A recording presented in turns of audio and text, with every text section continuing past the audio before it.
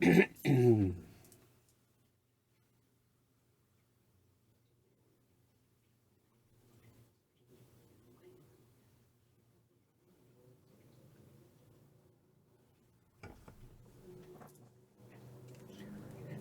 everybody, windows open, so you're going to hear some cars, which is good because we want to keep this very non-studio soundstage like. We're going to move on to a character which is kind of weird, and his name is Orko, which was weird. I worked on him quite a bit, trying to figure out what view I wanted. Let's just do a 3/4. Um, Again, same thing, just get an indication on the paper on where you want him to be. I guess it was a guy. Um, there's a lot of, okay, so here we go. A lot of question how Orko got his name. I believe it was a meeting, and everybody was trying to figure out what name to use. So it was like, well, we can use this name, or we can use that name, or we could use this name, or we can use that name. And then finally, it was like about right now, it's 12 o'clock, so it's lunchtime. So somebody says, can we go? But somebody on the other side of the room said or, and then it was go, and it was like, or we can use this name, and the other one was like, I want to go, I want to go, I want to go. And in the air, when the two came together, it was or go, and when you said it enough, it became Orko, and that's how Orko got his name. Do you believe it? I thought it was kind of strange. So our studio was, so here's a circle, and here's the eyes. We're going to use the same thing. He doesn't, I don't know if you guys can see this, but he doesn't have, all he has are eyes. There's no face, it's just black. But those eyes still have to move. When he does a head turn, they have to turn. So, I don't know. You see how he's yawn when I do this? It's like, really? I'm going back to dry He-Man again? So the problem is that we still need to know where they fit on this ball for the head. So we'll go like this. He's wearing a scarf. We will go the eyes like here. So we have to break it. You have to break it down. So if we were to think of this as a box shape, right? And I broke that box shape down. So that's the box right there. That was where we'll put the scarf. Then we'll take this box shape and break it down again. And that's where we'll put the eyes will be right about there. So what we've done is we keep breaking it down. So we break it down one, and that'll be where the scarf goes. And we break it down again, and that's where the top of the eyes go. And then we break that down again, and that's where the eyes float here. So you're looking at breaking it down several times. So we go like this. Here's the box shape, right? And we break it down like that. Can you guys see this? So that's your first one right there. And that's where the mask is going to go, his scarf. Then we're going to break this down again here. So that will be here, and then that will give us where the eyes are. And then we'll break that down again, and that can give us the center of that eye. Break that down again, and that'll give us the center of that eye. So you'll do that on every drawing. So if we're doing full animation, it'll be 720 times per minute.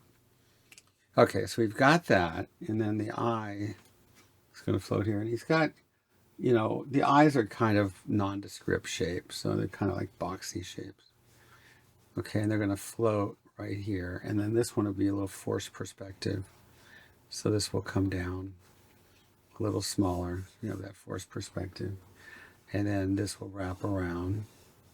So One of the things about the original Filmation on. So now we know how Orko got his name. It was, can we go? And there, or go, or co. And that's where that happened. So I can say that with confidence. Um, the part that's the mystery is why he doesn't have any legs. He's just like a skirt, right? So you can literally look up that skirt. And he was, the original studio was next to St. Catherine's, which was a Catholic church. And I'm wondering if they had anything to do with it, if that was a little boy priest thing. I don't know. It'll always be a mystery, but what do I know? But we always, when we would go on breaks, we'd always walk in front of the church. Um, I was kind of like the movie Omen, where where they were going to church, and they went by the zoo, and all the animals went crazy because they knew that he was the devil. And that always happened to me. I would walk over to the supermarket, I would walk in front of the church, and they would all recognize me and hiss and stuff. So that's when I knew that they were home, because I'd walk by and they'd see me go, because they knew it was me. Okay, so here we go. And so that's, a lot of the trivia for Orko. This kind of covers his eye, which is kind of weird. I actually drew quite a bit of Orko. I did the scene where it says, He-Man will be back after these messages. So that was on all the time. So he's got this kind of droopy thing here. So that's a droopy kind of thing. Go on like that. So we have that. And then this just wraps around. This is just, for my students, this is cross contours. So we got that. And you don't have to count them. It's not a big deal. They'll change as he moves because it's fabric. So we got that. And then he just had these arms that would come out this way. And there we go. And he had a big O because, he didn't, want it to be a G. It would be a G. If it was let's go, then it would be or go. But he wanted it to be an O, so that it would be Orko. And I don't know, no big deal. But when you're drawing this stupid O all these times, it has to be consistent. So you're either coloring in the O shape or the negative shape, but you don't want it to be breathing.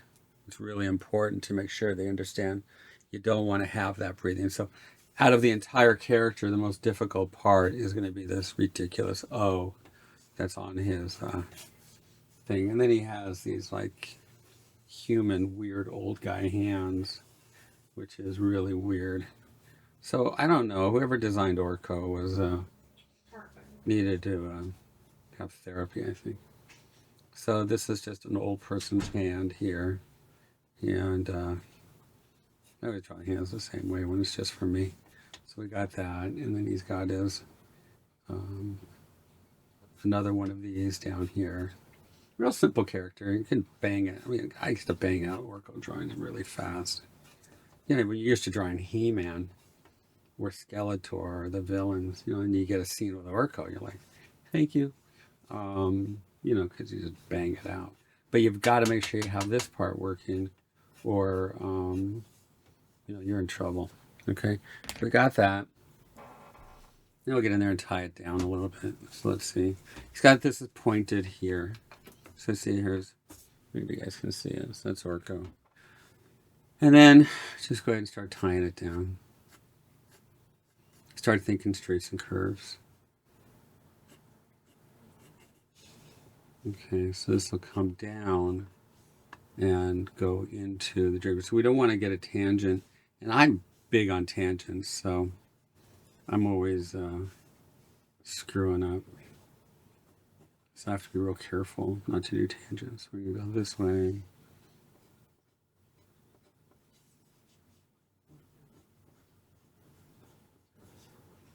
So I guess if we go to the side of the midline, we'll look towards you, but let's just have them go straight. So have this little line. Now, if you're going to do full animation, you might have to go circle and then cut off the top of the circle.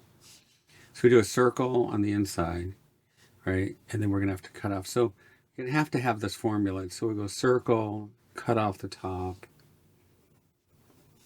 and then his eyes are closer together. Shoot. Yeah. So, no, they can be further apart. We can do it.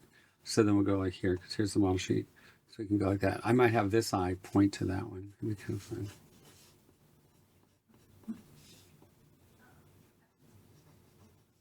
So we can make these things, kind of squash and stretch. There's nothing in here. It's all color. And then we forgot to put his ears in. So this goes over. Now, the cool part about working this way with the blue is that you can come back in and put an ear. So if we've got this, we have to, so if I have the eye here, if I go like this center line, come up past the eye, like that, right? That'll tell me where it's located. And then I need to figure it out. So if I break this into a box and then go like that, that'll give me that box. And go like that. That could give me this one. So it's going to be 2 breakdown boxes, and that'll tell me where to put that circle. Because again, it's going to be moving. So you got to make sure you got it. And then we'll go across. Got to draw through. So I know that at the place I used to work, they don't believe in that. But you got to draw through, man. If not, your stuff's going to be floating all over the place. So listen to your teachers, because they're the bosses. You listen to the chair of your department, because that's the boss. But when you finally get out of school, listen to somebody like me so we can get a job and keep it. I was more into my students having careers. I didn't really care about the academia part. I gave everybody A's. All right, so he's got this weird looking ear. I used to pick up a phone and get a kid a job right on the spot. Say, hire this person. They did. In the beginning, I had all my connections still.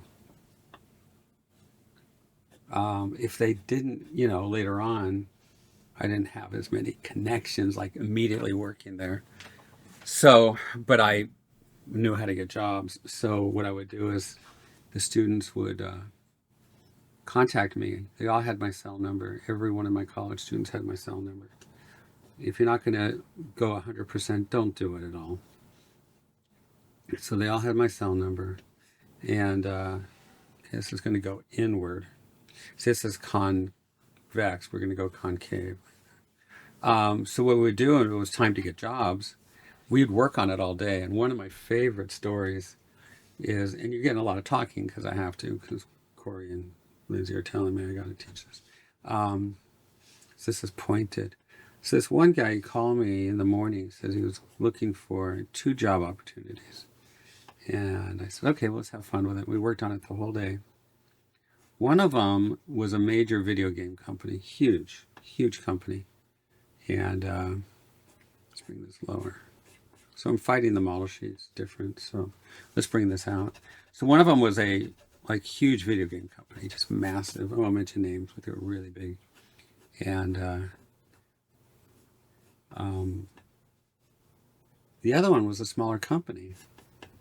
So he didn't know which one to take, He was kind of getting interest in both.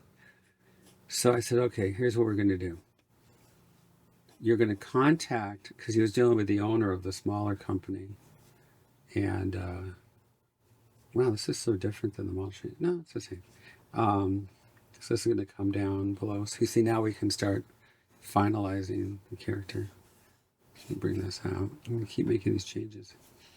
So what happened is I told him, I said, call the owner of the smaller company, because they were like equally good jobs, and say, I have this opportunity at this other company. And it was a big, company. Everybody knew who they were. And say, I really need your help as a mentor. Okay? So if you are going to give your son advice on which one to do, whether I should work for you or take the job at this big, huge company, what would you what would you tell your son? What would you say? And he said, I would tell him to take my job. Well, you just got hired, I said. It was really funny.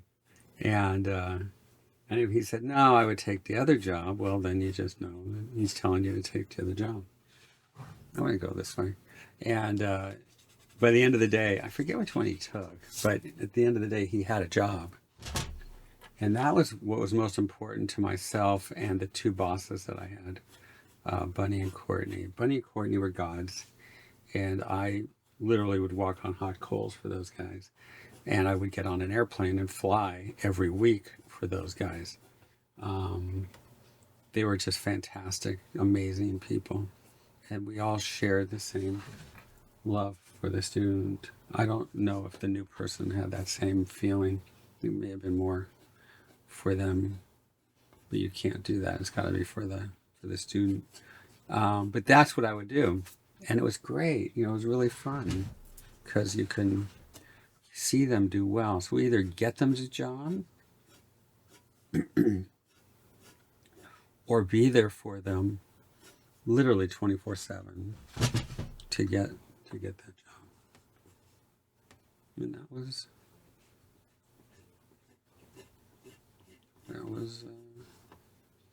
teaching. As far as the studio goes, always had time to help anybody who needed help. Because I was also teaching when I was at the studio.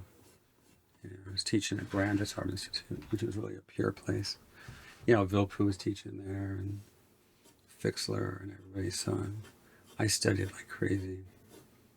I was so lucky, and I always paid it back.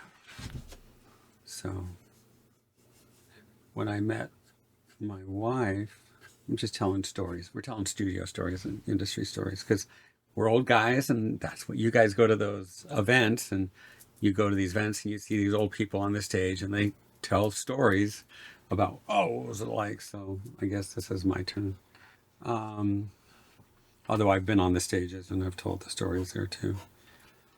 Let's see. Met some family. They were in from New York. We were in San Diego. And the guy was an accountant, really great guy. It was my marrying into this guy, family-wise. And he kept asking me, like, what do you do? And finally I said, well, I'm an animator. And this couple was standing close by. And they walked up and they said, I want to interrupt you, but are you really an animator? And I said, yeah. They go, we've been trying to break into that field forever, and nobody will talk to us. I said, oh, I'm more than happy to talk to you, but we're leaving.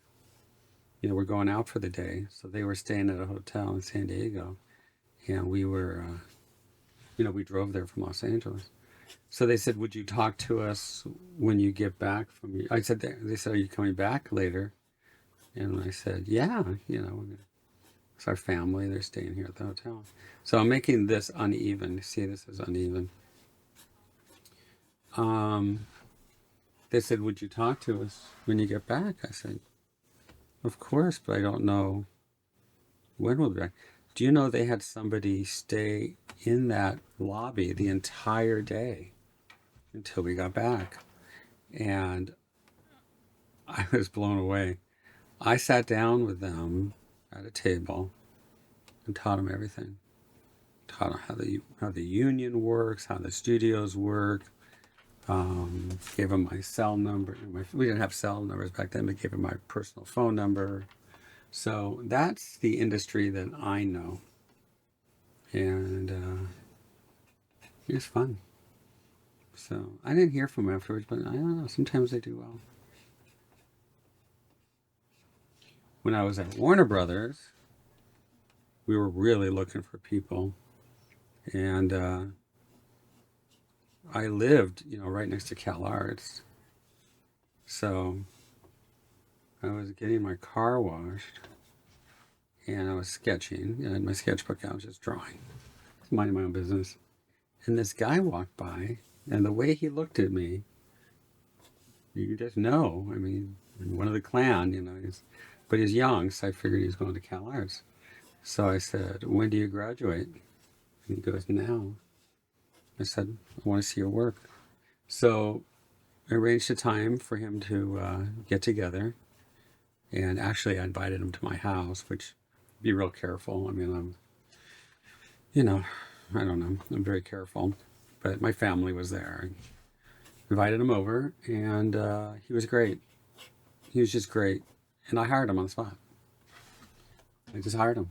I said, "Okay, we're going to put you through the, recruiting, but you figure you're hired." And he turned out to be one of our best employees. Steven Steinbach is his name. So, big joke around the studio is if you want to get a job, go to the car wash and then Sheldon's house. But I hired him. He was great. So there are really nice people. Back in my day, there were really nice people in studios. Oh, there's that alarm again. And we cared about people. Always had time.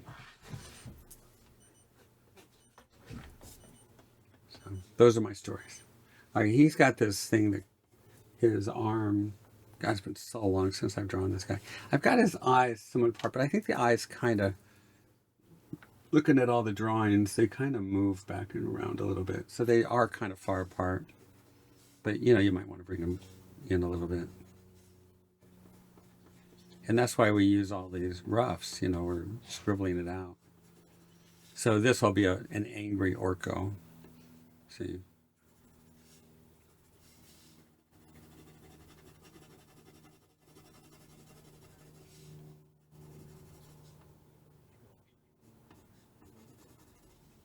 You can color it in, you can do whatever you want. Because the final black line is what's the important part. Here we go. There's Orko.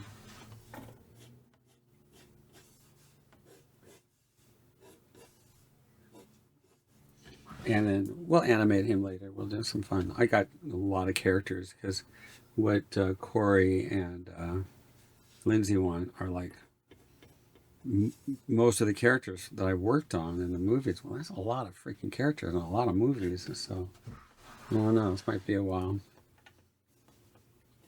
before I get to start animating. But we'll see. I'm not drawing all of them. Just the major ones. Okay, so that's kind of a beginning rough on Orko. Okay. Same principles that we use that I'll be teaching at my school today. Same thing.